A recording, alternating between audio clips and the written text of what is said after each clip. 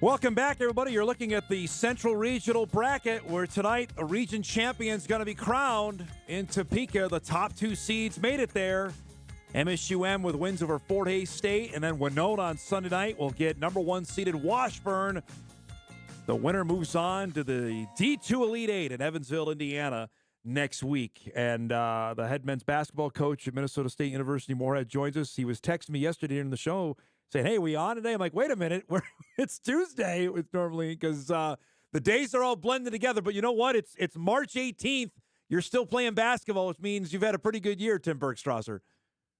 Yeah, it's ever since the NSIC tournament where we're at right now, it's like I can't tell if it's Monday, Sunday, where are we at? But it's and all of a sudden, yeah, we're creeping into the end of March. But yeah, I mean, anybody would want to still be practicing or going to a shoot around with their teams right now at this point. We keep reminding our guys about that just to appreciate every moment, no matter what happens here. Because I mean, we obviously are having a fun run here, and we just got an incredible group of guys to do it with. So it's been just all around a good time, and we're just appreciating it. It's 40 minutes for the Elite Eight. Is that basically the speech tonight before the game?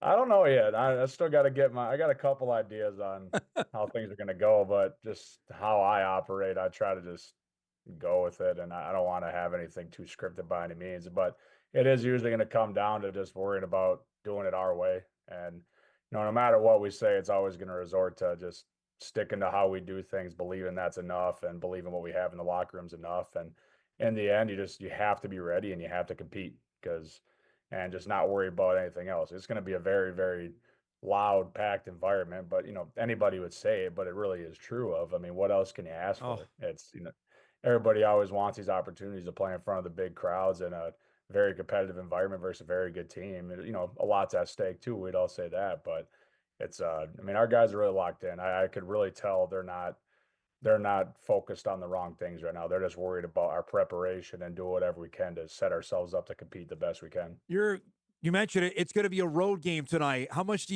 you lean into that? Like, hey, everyone's against us. Let's go in there and shut them all up.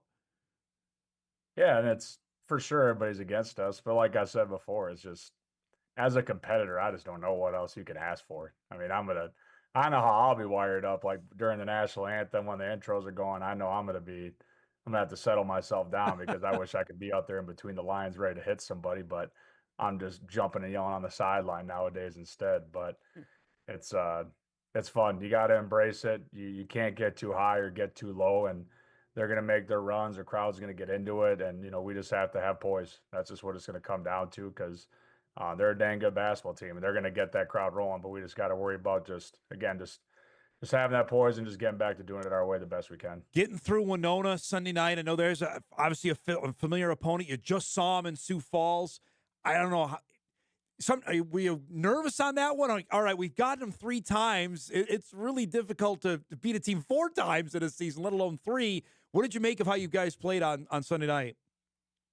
I wouldn't say I was nervous by any means. I'm always just eager to see how we're going to show up and compete with this team. I definitely trust them to always be ready and try to execute what we're trying to accomplish. But yeah, when you're playing a team for a 4th time, which felt like a month, I know it's a little longer than that, but it's like at that point, it's more of just, I've said it so many times that I'm always going to stick to it. It's going to come down to who's going to be the most disciplined team and who's going to make the most winning plays because they obviously know how we operate and vice versa. So it's going to be us just always just playing the best basketball we can and not worrying about a stinking scoreboard. We reminded them that anything that we did before this and the 3 times we did beat them, it was absolutely irrelevant to that game, and they understood that. I could just really tell they're just locked in on trying to play good basketball and competing, and I could tell these guys really want it, whether we win or lose. I mean, in any of these games so far in this tournament, I could just tell like they're just trying to do the right thing and they're just playing for each other. It's a very selfless group, but I mean, Winona's tough. I mean, they got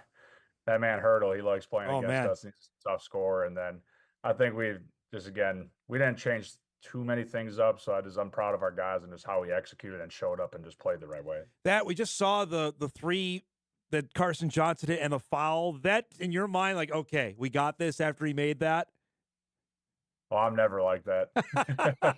No way. Not until that clock hit 0. So, but I knew it was a very big play in the moment of that game. I don't want to say it was a dagger by any means, but it definitely put a lot of pressure on them because I mean, that was a big time 4-point swing there when they were definitely trying to make a run. They were trying to make a push at us. And we just continued to tell our guys in every single huddle, just you can't be afraid to step up and make a play.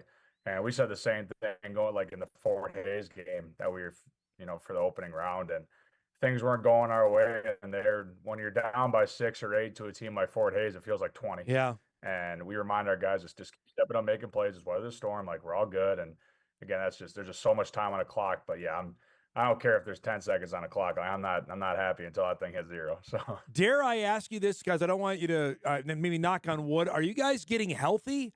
I know Beninga played 27 minutes. Jameer played 25 minutes on Sunday. Are you actually going the opposite way now? Well, body wise going into the tournament, I think this is knock on wood, the healthiest we've been. Yeah. Obviously guys are banged up and have some aches and pains and it's not perfect, but but then on the flip side, guys are coming to the tournament and they're all sick. So it's like let's catch a break here and get some wind. But Cobb in the first game, he told me that there's like 3 minutes in and he's asking for a break. I'm like, you're never the kind of guy to want one. And then that's when I found out then during the game that he was a little under the weather. But Sean wasn't feeling great either. And but whatever. You know how it is. Come tournament time, you're gonna fight through a little bit. If you got like a cold or whatever it might be, you're gonna find a way to play in the NCAA tournament. Yeah. So we're thankfully we have guys that are willing to step up. That's just been the story of our season so far. If a guy's sick, if a guy's hurt, I got a lot of trust in the guys on the bench that they're going to go out there and execute what we're trying to accomplish. Give us the lowdown in this Washburn team you're going to face tonight, and what's the trait of this basketball team you're taking on? Yeah, they're a very big team. They're strong. They're physical. I'm anticipating they're going to play physical against us, especially after watching their league friend play against us, and they got multiple guys in their starting lineup that could get double digit scoring. When you go into their bench, they got guys that could do the same thing. They could go for double-digit scoring. So they're just a very well-balanced team. And it's going to be a very different style from what we're used to in league. It's nothing we've seen, to be honest, on the defensive side for what they do. So it was thankfully we had a nice day off to obviously get some more rest and more so just the preparation when you're playing such an unfamiliar opponent to just try to tighten up as best we can on details and whatever our game plan was going to be. So they're a dang good basketball team, though. They know how to win. They have a great winning tradition. If you just look over the last decade, they're always playing and or competing for championships and playing in a national tournament. So they've been here before. They know what to do. But again, I think you got two of the best teams out there right now. We believe that. I know they believe that. So I always say it like as a spectator, I don't know why you just want to be glued into a TV or be there in the game in person because it's gonna be something fun. I believe it's going to be a very competitive basketball game. There's going to be runs going in both directions, and they're one of those teams too. Like they can score in bunches. It could just be out of nowhere, like boom, it's 10-point run out of nowhere. They did the same thing to CSP. CSP would get it within a bucket, and all of a sudden it was a 10-0 run or something like that. So we're just got to be really, really dialed in on just not getting loose in a lot of areas on defense. You mentioned you've got some support there. Do you feel it back here? Like I got a sense after each win, there's more people say, "Oh, gotta watch the Dragons." There's gonna be a lot of people back here watching the game tonight. Yeah, I just prayed on it this morning. It's been an incredible amount of support. Just from my own circle, and then I have a ton of alumni too that I don't have like contact from. Like they're just sending me emails, just appreciating what we're doing, and so it's been amazing. We definitely feel it and we love it, and we're just trying to represent our program the right way. For our fans and family. And then just like the people that are here with us out here in Topeka. That's a long trip from good old Moorhead. And they're, the first night against Fort Hayes, like Fort Hayes had a whole section. It was loud. It was a very fun atmosphere.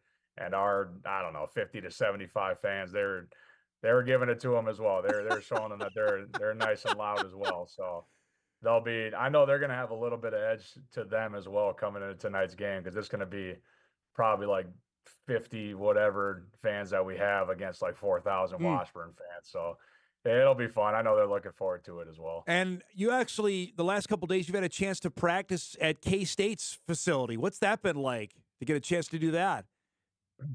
Oh, God bless connections because, we were out in Manhattan, Kansas, and if we didn't have that connection, obviously we'd have tried to reach out, but it just makes it easier when you have that person that's familiar with who we are. And it was awesome. And then, you know how it is. You want to get you guys those experiences of seeing different places like that. And K-State, their facilities are beautiful, beautiful campus. And they, the first night we practiced in their practice gym.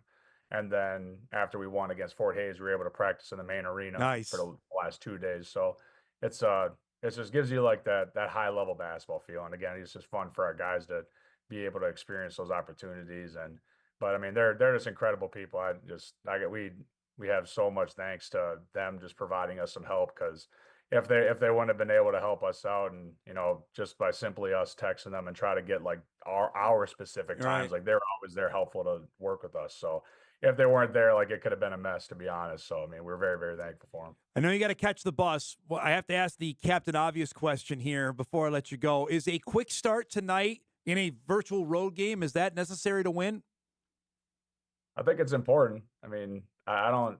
You don't want to have one of those quick timeouts, and Yeah. like I said before, you never know what to expect in a flow of a game. It's just with the game of basketball, it's always so unpredictable. But we are going to have to do what we can to start off hot. I mean, we're going to have to let them know that we're ready and locked in, ready to compete right from the jump. And if we miss shots, that's part of the game. That's going to happen at times. But it can't be one of those deals like we don't have enough edge, we're not ready to compete and play physical. That can't happen in this kind of game, because if they punch you in the mouth first, while we're maybe missing shots, if that does happen, then it gets ugly. And you don't have a lot of room for error when you're playing a team like this on the road. I mean, you're going to have to, I'm not saying you have to play perfect, Yep. but we're going to have to play one of our better games tonight. And that's just, us just doing it to the best we can, doing it our way. We're not going to deviate and reinvent the wheel by any means. Yes, they're a different style team, but we are really just going to have to focus on, we do need a hot start. And then we just need to, basically just stay the course. Whatever might happen, highs and lows, we got to stay right here. We can't get too high or low. And we always talk about that, and just having poise is very important in our program.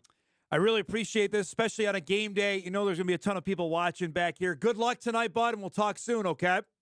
Appreciate you, man. Thank you. Tim Bergstraser joins us each and every Tuesday throughout the basketball season. Dragons coming up tonight in the Central Region Championship game against the Ichabods of Washburn, 7 o'clock. Winner of that goes to the D2 Elite Eight in Evansville, Indiana. Only 16 Division II men's basketball teams still playing. The Dragons are one of them. We told you when they played the Bison way back in October, before Halloween. This is a really good team. And here they are. They got a chance to be one of the final 8 standing in D2 basketball if they're able to win tonight. We'll break. We come back. Much more on the Dragons with our resident Dragon, Mike McFeely, and much more as we roll on a Tuesday morning Hot Mic after this.